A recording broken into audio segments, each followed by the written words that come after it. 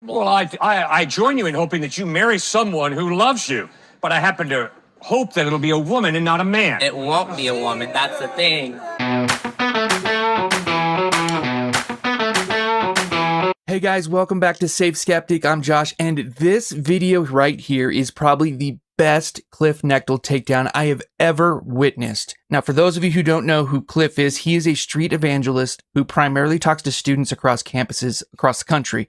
And today, he is approached by a smug individual who thinks he's got it all figured out. And Cliffe sets him straight in the most epic way. Let's take a look, and then we'll discuss on the back end. So honestly, I think that the reason why a lot of people, younger people like myself, are leaving the church in droves is literally because they feel like the church there's definitely a lot of hateful rhetoric. There's a lot, especially towards LGBT individuals. A lot of the times churches are, a lot of churches, I've seen so many of them, they'll be like, some of them, it's so ironic when I hear, I'm a Christian, I don't judge. Why don't you meet some African Christians? Why don't you meet some South American Christians? Why don't you meet some Asian Christians? Guess what? They're not Republican and they're not Democrat. In fact, they really don't care too much about the Democratic Party or the Republican Party, but they do care a lot about Jesus Christ. You see, let's stop reacting to some political situation in the United States, some bias in America, okay? Christianity is not Western. Christianity began in Palestine. Christianity was not begun by a white dude. Christianity was not begun by the Republican Party or the Democratic Party. Christianity was begun by Jesus of Nazareth, who claimed to be more than a man. He claimed to be God in human form. And the overwhelming evidence is the dude was in touch with reality because he died and he rose from the dead. You can trust him. You can't trust Christianity. Christianity's been used to justify the Crusades, the Inquisition, Salem witch trials, slavery in the United States. Christianity's been used to justify. How sick is that? But my African-American brothers and sisters, don't give a white Christian racist the power to turn them off to the true Jesus, who wasn't white, and he wasn't a Republican, and he wasn't a Democrat, he wasn't a capitalist, he wasn't a socialist, and he wasn't a Marxist. He talked about the kingdom of God, not the kingdom of America. That's the Jesus you got to get to know. So I have a quick question. So why do you believe that the younger generation is leaving Christianity in droves? Oh, it's real simple. Because people want to have sex outside of marriage. They realize that I don't want to be a total hypocrite and say I believe in Jesus. So I'm going to be a moral relativist, which means I write the rules, which means I can have sex with whoever I want to, whenever I want to. Go ahead. However, I don't think that is the case because when I was growing up in the church, so many of them had sex outside of marriage. So many Were they being hypocritical? Well, let me speak. So many Christians, I know, literally were having sex outside of marriage. And it's wrong. Yeah, they were literally, and then meanwhile, they were literally calling girls sluts and whores. That's horrible. Yeah. Jesus condemns that. So what's your point? Which is true. What's your point? I'm not finished. I believe that a lot of the reason why so much of Christianity is so distorted by most of the modern churches, especially the evangelical churches. Here we go, white America, white West. So ream on it, but so what? Again, and come to speak of it, when you say, there's African Christians, there's Asian Christians. Yeah, far more. And what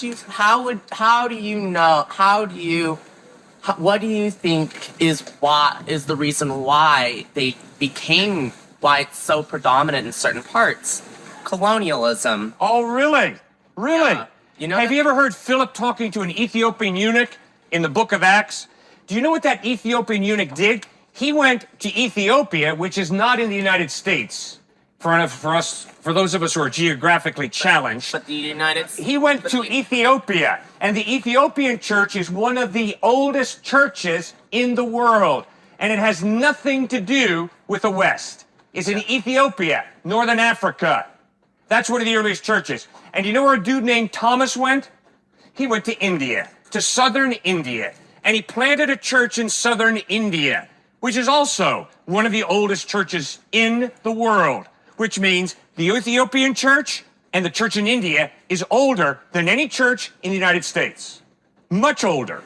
But do you want to know why a lot of those churches, Christianity was so widespread? Oh, I would love for you. Can you come here a second? I would love for you to tell me why he, as an African American, believes in Jesus. Do you believe in Jesus? Okay, so please tell me, and I would love for you to just keep your line of thinking going, because you're doing a great job. Why does he believe in Jesus? Come on, man, give it to me. He probably grew up with it, or... He was colonized, right? No. Oh, no? No, not... Well, that was your line of thought. Those dumb Africans believe in Jesus because they were colonized by those horrible white folk. No, like, give me a break. Can you stop using the race card for once? And No, you started it. You started it. You started it, man. Like, please. I mean, most people that I know that are Christians are either grew up with it, like myself, or like a lot of my relatives that were Christian, a lot of them were addicts. And they turned to Christianity because they felt like that was the only way. Yeah.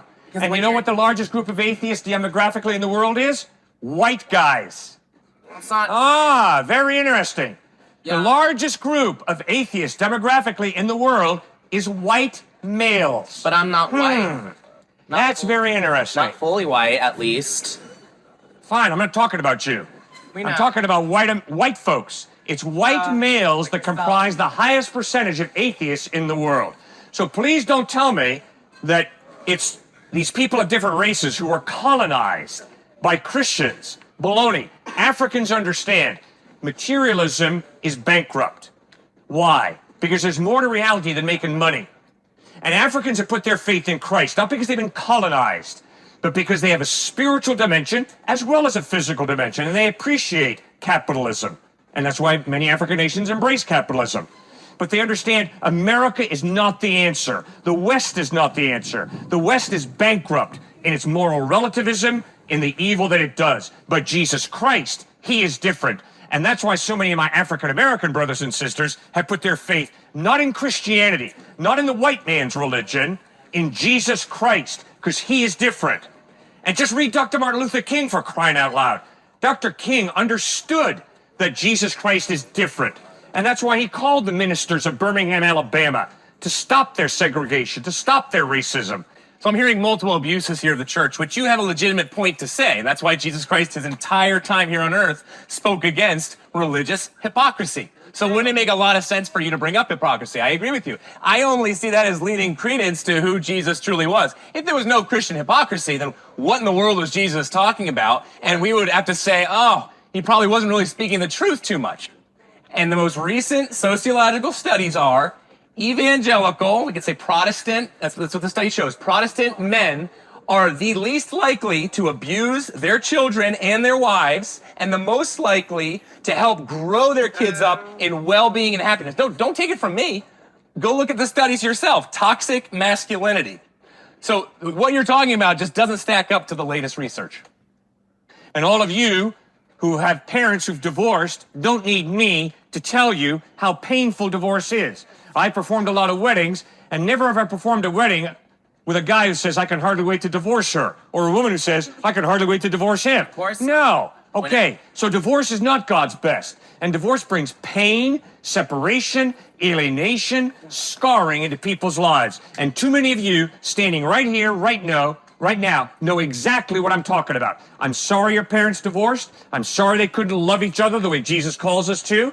And it leads to a lot of garbage and a lot of scarring of children's lives. And it stinks. I hope I don't get divorced, honestly. I hope I hope I end up marrying a loving man who cares for me, loves me, literally has a good job and all this stuff. And the thing about marriage is that you need to have, that it's all about cooperation. I've noticed that a lot of these evangelical, Catholic, Mormon, a lot of these marriages tend to sound so miserable. Well, I join you in hoping that you marry someone who loves you, but I happen to hope that it'll be a woman and not a man. It won't be a woman. That's the thing.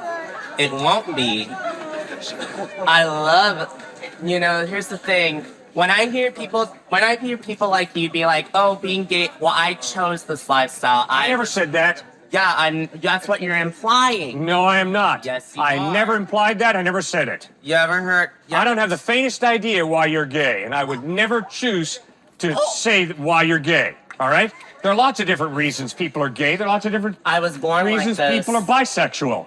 There are lots of different reasons people like to have sex with animals. I don't know. No. Don't compare me to somebody. I'm not comparing you. I am making a point. The point is, I don't know what motivates a person to do what they do sexually. I don't know. I worked among prostitutes and pimps in inner city Boston when I was in seminary. I don't know what motivates a prostitute to be a prostitute. I don't know what motivates a pimp to be a pimp. That's their choice. But I'm not a prostitute. But I didn't say you were a prostitute. You told me you're looking forward to marrying a man who cares for you, and I agreed with you. I hope that the person you marry will care for you. But I went on and pointed out that God created marriage, your sexuality, for you to enjoy with a woman who makes a lifelong commitment to you. Well, I don't believe in God either, so that's irrelevant. You can't stay. Well, then why do you have a rational mind? If there is no God, why is your mind rational? Well, here's the. Well, why you know what you yours? believe? You know what you believe? You believe that your rational mind comes from the irrational. That's you. Is that a leap of faith? Oh. That's blind faith. You believe, if you're an atheist, that the rational mind comes from the non-rational or the irrational, from inanimate matter. That's scary. That is blind faith. As a theist, I know that my rational mind, which puts me in touch with reality, is a gift from a rational being, God. But you, if you're an atheist, believe, oh no, my rational mind comes from the non-rational, the irrational. Wow. That is a miracle. The only problem is you don't have a miracle worker because you don't believe in God. I'm convinced your rational mind is a gift that God has given you. Therefore, please use it well, because it's very important. Yeah, well, I'm also young, stupid. I make dumb decisions all the time, but don't we all? Yes, don't we all? I make dumb decisions all the time also. I'm a sinner, and I desperately need God's grace. And that's what Jesus Christ offers me through his death on the cross. I'm a dirty, rotten sinner, just like you. I'm no better than you. I am no better than you. None. We both are sinners. We both have flipped God off, just in different ways. I feel like I wish this was the reading challenge on Drag Race. Yeah, oh well, my I God. thought you chose to stand where you're standing. I didn't know anybody forced you to stand here. Is anybody forcing you to stand here? Oh, no. All right, so if you have a free will, I respect your free will. You can stand and talk the way you want to let stand and anybody talk. else speak. How All about right. Wow, what an amazing response. I couldn't help but feel warm inside by the way Cliffe handled this situation. It was almost like a father talking to a son. Yes, he was stern, but he was respectful. And I hope that it sunk in with this young man. But I'll tell you what, talk about bringing the hammer down. This was definitely Cliffe at his finest. And you could tell by the audience reaction that he won the crowd with logic, reason, and facts. This young man clearly hates the church, and I'm sure it has something to do with his sexuality, which is unfortunate because I believe it's this question of sexuality that has caused so many people to leave the church. I mean, the LGBT left has certainly pulled the wool over people's eyes when they were able to convince the world that your sexuality is your identity. So now when the church condemns this particular sin, among many others, by the way, they only see it as an attack against these people's very identity. It's unfortunate, but I think Cliffe does an excellent job of showing this young man where he is wrong about his sin without being mean.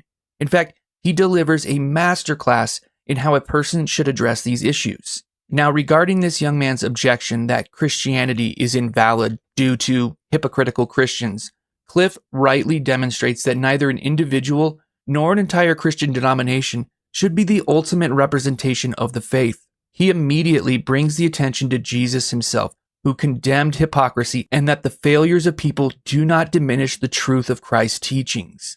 If anything, the hypocrisy we witness in the American church is just an example of how far our culture has turned from the true message of Christ, who called for genuine faith, humility, and love, rather than empty religiosity. I don't know, I mean, it serves as a reminder that Christianity should not be judged by those who fail to live up to its teachings, but by Christ himself, whose life and words stand apart from human shortcomings. So again, this is a reminder to all Christians that if we profess our faith publicly, which we should, that means we represent Christ himself, and that comes with much responsibility because, like we just saw, our actions could turn people away from God or bring them closer to him. In fact, Paul says in 2 Corinthians 5:20 that we are ambassadors for Christ and God makes his appeal through us.